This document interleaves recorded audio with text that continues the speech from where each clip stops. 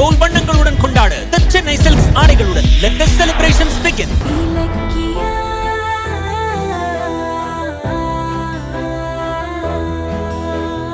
Madam, எல்லா வக்கீலும் வர மறுத்துட்டா குடுக்கிற தண்டனையை என் மனைவி வாங்கிக்கணுமா?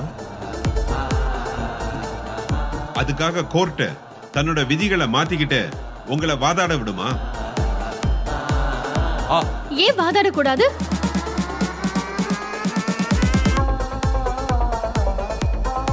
அவர் கேக்குறது நியாயம் தானே?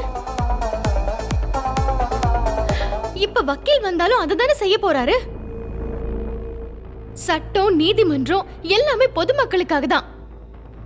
அவங்க தன்னோட நியாயத்தை கேட்டு பெறக்கூடாதா? கண்ணகி தன் கணவன் கோவலனுக்காக சபையில நீதி கேட்கலையா? இப்ப எனக்கு இருக்கிற சூழ்நிலை அப்படி. எந்த வக்கீலுமே வரலனா என்ன காப்பாத்த என் கணவர் என்ன பண்ணுவாரு? இவங்களுடைய வக்கீல் வரலன்னு சொல்லி இவங்க பொய் சொல்றாங்க யுவர் ஆனர். இல்ல மேடம், இல்ல. அஞ்சலிக்கு வேண்டப்பட்ட தொழிலதிபர் SS கனகவேல்ங்கிறவரு இலக்கிய கேஸ்ல எந்த வக்கீலையும் ஆஜராக விட மாட்டேன் என்கிட்டயே சொன்ன வீடியோ இருக்கு மேடம். அத பாருங்க மேடம்.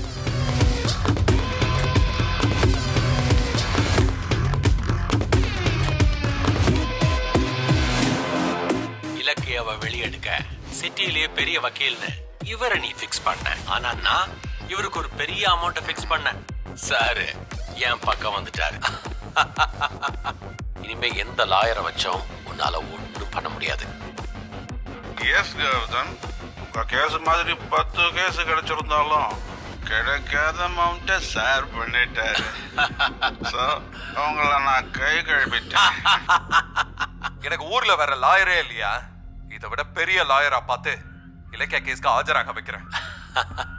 அதுவும் முடியாது கௌதம். நீ எந்த லாயரை போய் பார்த்தாலும் அந்த லாயரையும் நான் விலைக்கு வாங்கிருவேன். இப்பவாவது SSK பத்தி உனக்கு புரியுதா?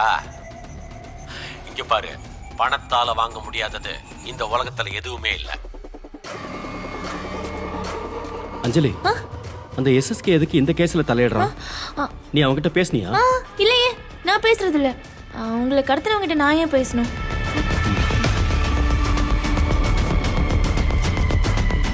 வாதாடுறதுக்கு யாருமே இல்லாம உன் இலக்கியாவுக்கு தண்டனை வாங்குறது கன்ஃபார்ம்.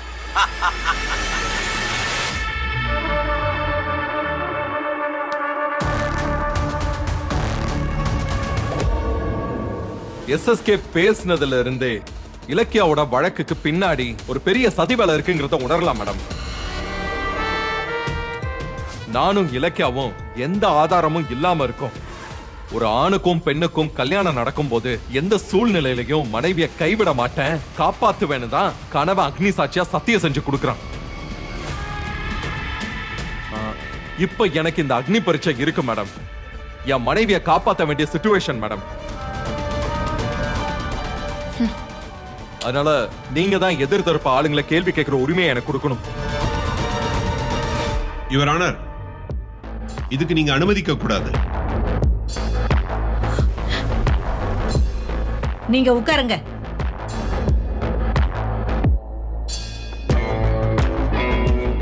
கௌதம் கேக்குற அனுமதிக்கு சட்டத்துல இடம் இல்ல மேடம். இருந்தாலும் அவர் சொல்ற சூழ்நிலையில நியாயம் இருக்கிறதுனால அவருக்கு நான் அனுமதி கொடுக்கறேன்.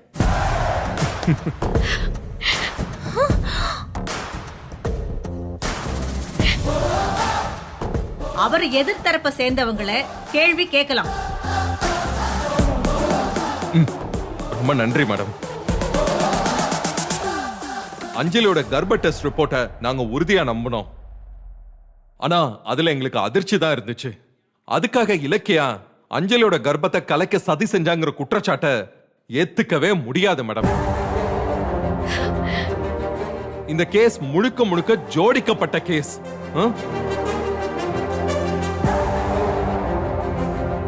அஞ்சலி தரப்புல கொடுத்த CCTV ஃபுட்டேஜ்ல ஆடியோ இல்ல. அத பார்த்து இலக்கியாவும் இளநீ கடைக்காரரும் சதி செய்யற விஷயமா தான் பேசினாங்கன்னு எப்படி நம்புறது?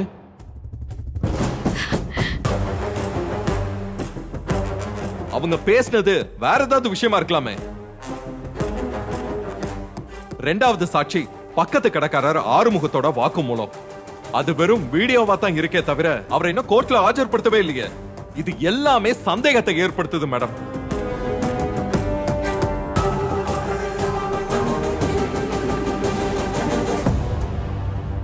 யுவர் ஆனர், வீடியோல தான் ஆறுமுகம் நடந்ததை பார்த்ததா வாக்குமூலம் கொடுத்தது தெளிவா இருக்கே, அப்புறம் என்ன? அத ஆறுமுகம் விருப்பப்பட்டு கொடுத்ததா இல்ல மிரட்டி வாங்கப்பட்டதான்னு அத விசாரிச்சாதானே தெரியும்.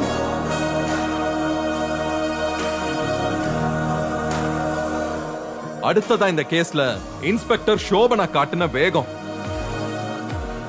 கைதான என் மனைவிய நான் பார்க்க விடாம நான் வக்கீல் அரேஞ்ச் பண்றதுக்கு முன்னாடியே எஃப்ஐஆர் போட்டு ஜெயிலுக்கு அனுப்பிட்டாங்க.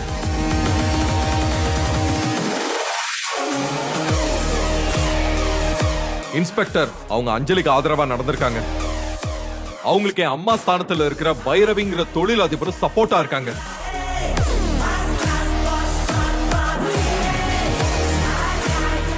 இது எல்லாத்தையும் நிரூபிக்கிறதுக்கு எனக்கு கொஞ்சம் டைம் வேணும் மேடம்.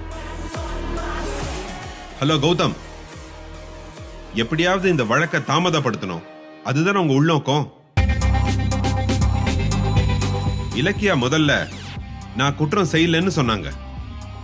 அப்புறம் மயக்க மருந்து கொடுத்தேன்னு சொல்லி ஒத்துக்கிட்டாங்க. அடுத்ததா அஞ்சலிய டெஸ்ட் பண்ணணும்னு சொன்னாங்க. அது ஃபெயிலியர் ஆனதும் மேற்கொண்டு இப்ப டைம் வேணும்னு கேக்குறீங்க.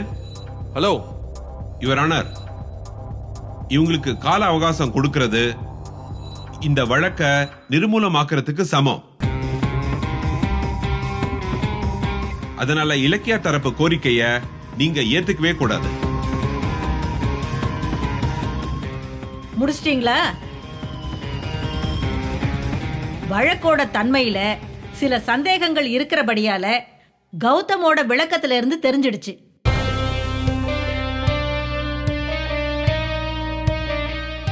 அதனால சாட்சி ஆறுமுகம், அஞ்சலியை டெஸ்ட் பண்ண டாக்டர் எல்லாரையும் கோர்ட்ல ஆஜர்படுத்தணும்.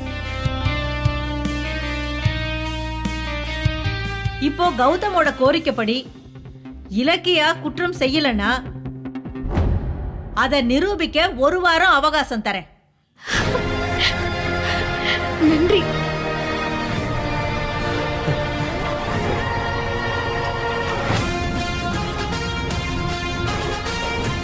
அடுத்த விசாரணையே இறுதியாக இருக்கும். அன்னைக்கு தீர்ப்பு சொல்லப்படும்.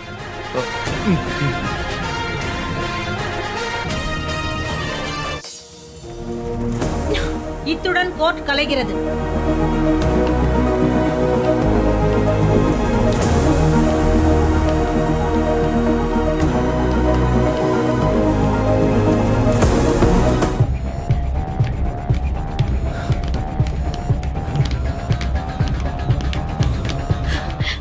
கௌதம், சூப்பர் கௌதம். அப்படியே வக்கீல் மாதிரி அடிச்சு தூள் கிளப்பிட்டீங்க. உண்மையான சந்தோஷம் என்னன்னு தெரியுமா? அடுத்த வாரத்துக்குள்ள நீ குற்றவாளி இல்லங்கறத நிரூபிக்கணும். அதுலதான் உண்மையான சந்தோஷம் இருக்கு. ஏய் கிளம்பு. 1 வாரத்துல என்ன கிழிக்க போறீங்க நானும் பாக்குறேன். என்ன முறைக்கிற? வா நட. இலக்க நீ போ. வா. பிரெக்னன்சி டெஸ்ட்லயே இவங்க தோத்து மண்ணை கவிட்டாங்க. இந்த 1 வாரத்துல என்னத்தை சாதிக்க போறாங்க?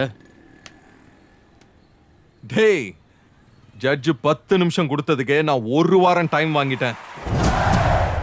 கிடைச்ச 1 வாரத்துல நான் என்னென்ன செய்யறேன்னு மட்டும் பாரு. பார்க்க தானே போறேன். ஏன் அஞ்சலி, அப்ப நீ கர்ப்பமா இருக்கல்ல? ரிப்போர்ட் நீ பார்க்கலையா? ஏய், ரிப்போர்ட் எல்லாம் குழந்தை பெத்துக்காதடி, நீ தான் பெத்துக்கணும். இன்னும் 1 வாரத்துல எல்லாத்துக்குமே முடிவு கட்டுறோம். ஷோ, அந்த ரிப்போர்ட் வேற எப்படி வந்துச்சுன்னே தெரியலையே. அஞ்சலி நீ வா, அவங்க கிடக்குறாங்க. வா போலாம். வா. வந்தாச்சு தீபாவளி கொண்டாட்டம். இனி வீடெல்லாம் கோலாகலம். ஏன்னா மின்னிடும் வண்ணங்களாய் சென்னை சில்க்ஸின் ஏராளமான தீபாவளி கலெக்ஷன்ஸ். நினைச்ச மாதிரி எல்லாருக்கும் பிடிச்ச மாதிரி நிறைய சாய்ஸஸ், லாட்ஸ் ஆஃப் சர்ப்ரைசஸ். எண்ணம் போல் வண்ணங்களுடன் கொண்டாடு The Chennai Silks ஆடைகளுடன் let the celebrations begin. இந்த வீடியோ உங்களுக்கு பிடிச்சிருந்தா லைக் பண்ணுங்க, கமெண்ட் பண்ணுங்க அண்ட் ஷேர் பண்ணுங்க. மறக்காம சரிகமா டிவி ஷோஸ் தமிழை சப்ஸ்கிரைப் பண்ணுங்க.